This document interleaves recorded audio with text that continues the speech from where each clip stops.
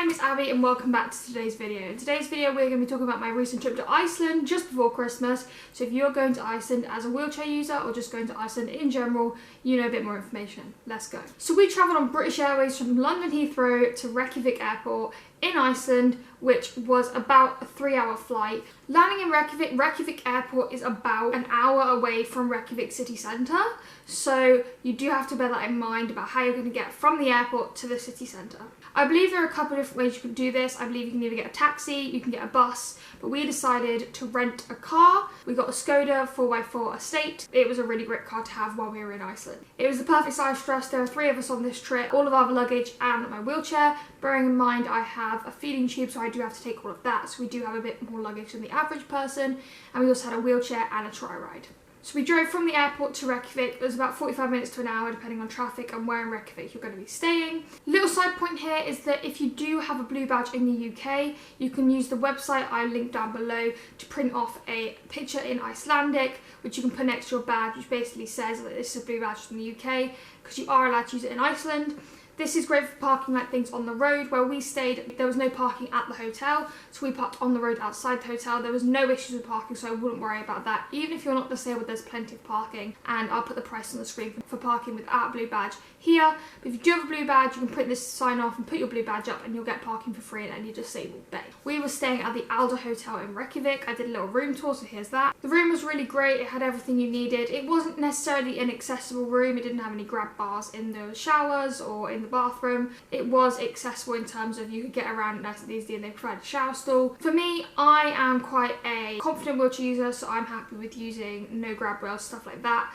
I did have people with me, so they were able to provide support if I needed it. I don't have an accessible bathroom at home, so I'm quite confidently using that. The hotel was kind of on the main street in Reykjavik, so that was super easy. It was super convenient. Reykjavik itself, we went in December. It was about -5 when we were there. There was no snow on the ground, which was quite good, but it was a bit icy. Having the tri-ride definitely helped, and I would recommend having some sort of power attachment. If you do have one, it will save you a little bit, or having someone there to help you along, like push you. The streets are a bit cobbly, so that might be a thing to bear in mind, whether you have a freewheel or something like that to travel with, just so that your cars don't get stuck all the time. Quite a lot of the restaurants were accessible, but also quite a lot of them did have steps into them, so you might want to bear in mind that if you are travelling alone, you need to be quite aware of that. I did have people with me, so there are a few restaurants that we wanted to go in, and they carried me into them.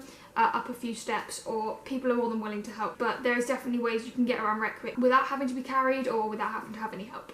Another thing I wanted to do while I was in Reykjavik was go and see the Northern Lights, so we decided that we would go on a boat out to see the Northern Lights. We were on our first night in Reykjavik. We decided to do this. It left at 9 o'clock from the pier. The boat said it was fully wheelchair accessible. There was a ramp down to the harbour, and then what they did is basically they carry you onto the boat in your chair. The main level is fully wheelchair accessible, so you can go on the boat. Unfortunately, we were on the boat 2 nights running because the first night we didn't see it, so we got a free ride the next night, and we didn't see the Northern Light. Well, we saw the Northern Lights a little bit, but we didn't really see them that great, and they looked more like a cloud in the sky rather than the green lights. So that was a bit of a shame, so I'm skeptical whether they actually exist, but hopefully one day I will see them. Another thing we decided to do while we were in Reykjavik was go on a helicopter flight. It was my 20th birthday while we were in Reykjavik, so we decided that going on a helicopter flight as me as a pilot would be a really nice way to celebrate that. We decided that we would go, and we went with Norderflug helicopter tours. We had a great pilot, Julius, who was amazing. We had a great flight. We went out over the highest waterfall in Iceland. We also went out to a geothermal area.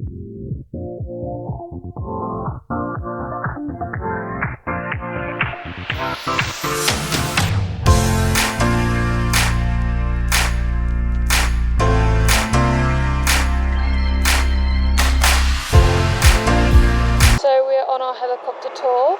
This is the helicopter. We've just landed at the Giza geothermal area. But yeah, so this is our helicopter tour. I'm in the wheelchair.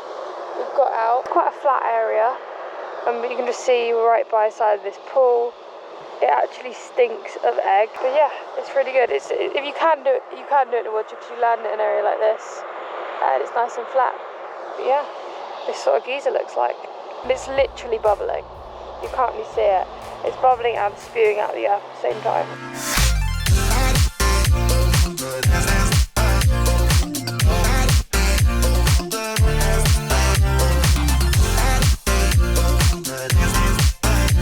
And then got to fly in back over the city, which is really beautiful.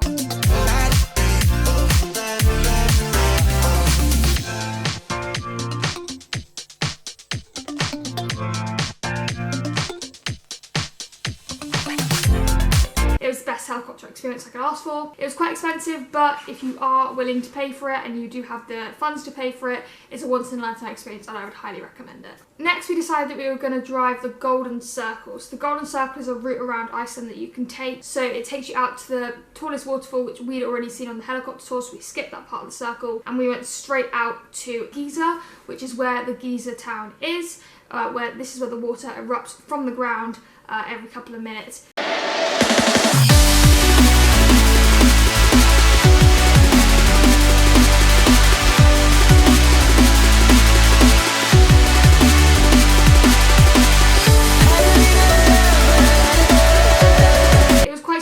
It was very touristy. It's definitely a tourist attraction. It's not something you want to go to if you want to go off the beaten path, but if you do want to see something like that, that is where you go. And we also drove to the biggest waterfall in Iceland. It is in the widest, and that was really, really cool to see. We drove there. It's fully accessible. You can drive right up to the viewing point if you're in a wheelchair. But really the main thing about the Golden Circle is just the whole drive. It's really, really beautiful. I think we got down to -17 that day, which is quite cold. And finally, the one thing I want to talk about is the Sky Lagoon. The reason we chose this one is because a lot of people said it's less touristy, it's more natural, the colour isn't dyed in the pool and it's like a natural colour.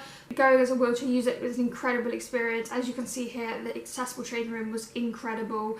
I've made a short on all of this, but the accessible changing room was fully adapted. It had a bed in it, accessible shower, mirror, sink, lockers, everything you could ever ask for. And the best thing about the Sky Lagoon was the pool pods. You could get into the lagoon really, really easily. You went in that waterproof wheelchair, went down in the pool pod and you were in the lagoon. Provided woggles, etc. And the other thing they did, which was really nice, is they had a lifeguard get in with you. They didn't say he was getting in with you, it was kind of like a thing. He was just there to watch you, and then as soon as he knew you were comfortable and you were safe, he would kind of leave you alone. So it was good to know that there was someone there being safe. There's also a bar. You have these wristbands which you use, and that pays for your drinks because your car's linked to it, and that also locks and unlocks your locker. If you're able-bodied as well, there's perfectly good able-body showers in there in the Sky area. You get shower, shampoo. There's even a little thing to put your foot on, my mum said, and there's a header and everything like that. So Sky Lagoon is a bit more expensive than the Blue Lagoon, but I think it's totally worth it. It was a great experience having drinks in there. We had a glass of champagne, my dad had a beer. It was really good, and the drinks weren't too overly priced. Iceland overall was less priced than I thought it would be. I thought it would be really, really expensive, but actually it wasn't too bad. So overall, that was my experience in Iceland. I love my time in Iceland. I would definitely go back. I would think I'd love to go back in the summer and experience that as well, and maybe drive like to the north of Iceland, to the West Fjords. I think that'd be really beautiful. But going to Iceland was an amazing experience. Definitely wheelchair accessible. I cannot recommend it enough. It was one of the top 3 countries on my bucket list. I've got 2 more to go now. I think it's a great experience for anyone, whether you're in a wheelchair or not. Okay guys, thank you so much for watching. I really appreciate it. Hope you guys enjoyed this video. If you did, give it a thumbs up. Subscribe down below if you're new. I love you guys. Thank you for all the support. Goodbye.